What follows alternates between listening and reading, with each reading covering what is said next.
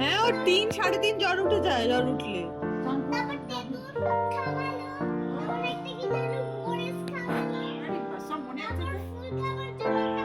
এই যে অনুপ এসছে আমাদের নিয়ে যেতে, এখনই আমাদের হঠাৎ করে প্ল্যান হয়েছে, হঠাৎ করে আমরা একদিনের জন্য আবার ফিরে যাচ্ছি, তাই তো বাড়ি? হ্যাঁ, এবার একদিনের জন্য কেন যাচ্ছ সেটা কাল জানতে পারবে।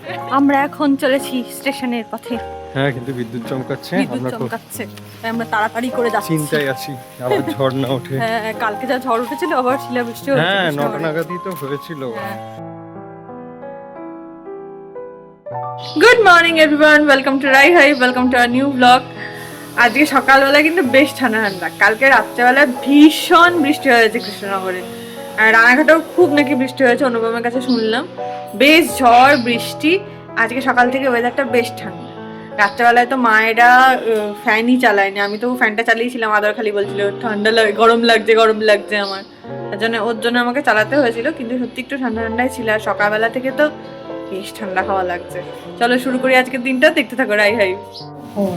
দেখো বাপি বাজার থেকে সব নিয়ে এসছে। আরে বাস জামরুল, আমি খাবো। আর এগুলো নিয়ে এসছে বাপি আজকে। হ্যাঁ, আমি একটু নেবো, কত বড় বড়। এই তুই না, এই তুই কি বাঘ? বাঘ তো জামরুল খায় না, বাঘ তো শুধু মাংস খায়। তুই তাহলে বাঘ সাজলে কি করে হবে? তাহলে হাম্বা বল। হ্যাঁ, আমার আমার আমার বলো বাবা, ওরে ওরে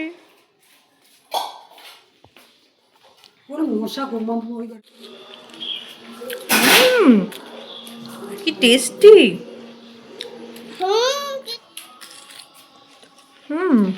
ভগবান, এত সুন্দর সুন্দর জিনিস কি করে বানালে তুমি?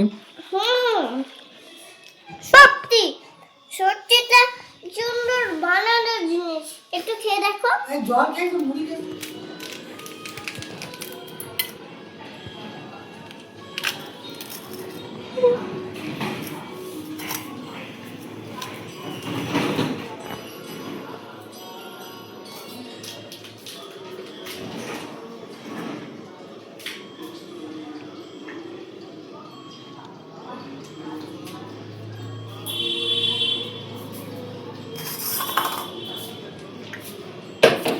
নাতির জন্য এসব নিয়ে এসছে। খাবার শেষ হচ্ছে না, এবার আমরা গুড় বাদামে কনসেন্ট্রেট করবো, তাই তো আদার? এই প্যাকেট শুদ্ধ খাই না বোকা, খেপু খেপু খেপু খেপু। এই টেস্টি তাই ভালো খেতে। আগের অবশ্যই খেও। তুমি বৃষ্টিতে ভিজেছো? আমি তো ঘরে বাইরে ছিলাম না। না, বৃষ্টিতে ভিজতেও নেই, তোমার ঠান্ডা লেগে যাবে তো। না, একবার জ্বর এসেছিল, সেই হচ্ছে রানাঘাটে, সেই জল ফুটিয়ে দিতে হলো। বাবা, জ্বরের জন্য তোমার কলকাতা যেতে হয়েছিল।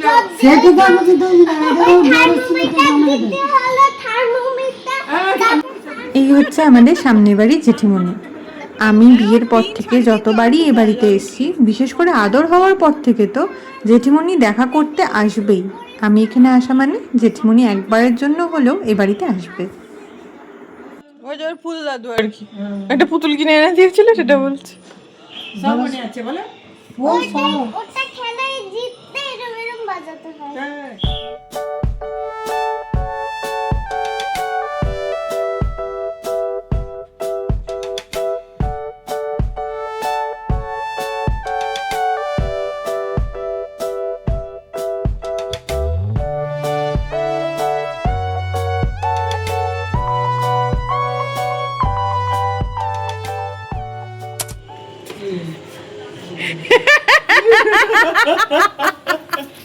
মা পাপা চলে যাবে। আমি চলে এসেছি, না, কোলে কি এখান থেকে হেঁটে এই যে অনুপ এসছে আমাদের নিয়ে যেতে, এখনই আমাদের হঠাৎ করে প্ল্যান হয়েছে, হঠাৎ করে আমরা একদিনের জন্য আবার ফিরে যাচ্ছি, তাই তো বাড়ি? হ্যাঁ, এবার একদিনের জন্য কেন যাচ্ছ সেটা কাল জানতে পারবে। সেই মা আসছি, বুঝলে? আমরা এখন চলেছি স্টেশনের পথে। হ্যাঁ কিন্তু বিদ্যুৎ চমকাচ্ছে, বিদ্যুৎ আমরা তো চমকাচ্ছে, তাই আমরা তাড়াতাড়ি করে যাচ্ছি। চিন্তায় আছি আবার ঝড় না ওঠে। হ্যাঁ, কালকে যা ঝড় উঠেছিল আবার শিলাবৃষ্টি হ্যাঁ 9টা নাগাদই তো হয়েছিল, হ্যাঁ, ওই জন্য এগিয়ে যাওয়াই ভালো। এখন দৌড়চ্ছি, আমরা দৌড়চ্ছি বুড়েটাকে নিয়ে। কি বলেছি লোকজন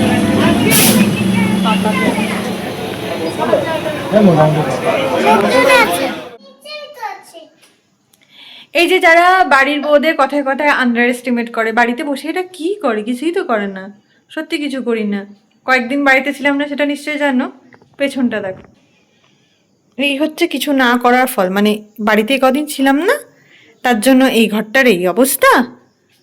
আর প্রথম দিন মশারি টাঙিয়েছিলেন স্যার, সেই মশারি এইভাবেই পড়ে রয়েছে। ভেতরে যে ল্যাপটপ নিয়ে কাজ করে সেই ল্যাপটপটাও ছিল কিছুক্ষণ আগে অবধি, ল্যাপটপটা এইমাত্র বের করে নিয়ে গেল, এইভাবেই পড়ে রয়েছে। এই হচ্ছে আমার দুটো ঘরের অবস্থা। এরপরে যখন বলে না যে সত্যি কি এমন কাজ তোমাদের, আমরা বাইরে গিয়ে কত কাজ করি, তখন বিশ্বাস করো রাগ হয় না, করুণা হয়। কিছু আর বলার নেই। যাই হোক, বুঝতে পারছো নিশ্চয়ই এরপরে কাজটা। এরপরে এগুলো নিয়ে গিয়ে আমি মেশিনে দেবো। জামা কাপড় কতদিন যে, মানে যতদিন নেই বাড়িতে কাচাকুচির পার্টি উঠে গেছে। মানে আমি যদি ভাবি আমি যদি বাড়িতে না থাকি তাহলে বোধহয় এরা জীবনে আর কাছাকাছি করবে না, কিংবা বাৎসরিক নিয়মে একবার করে হয়তো করবে। যাই হোক, যাই এবার মেশিনে ওই সব দিয়ে আসবো, নাহলে কাল সকালবেলা সেসবও হবে না। ওসব করি, তারপর আবার কাল দেখা হচ্ছে, কারণ কাল একটা স্পেশাল কাজ আছে যে কারণে আমি এখানে এসেছি। সবটা না হয় কালকের ব্লগে দেখতে পাবে। টাটা।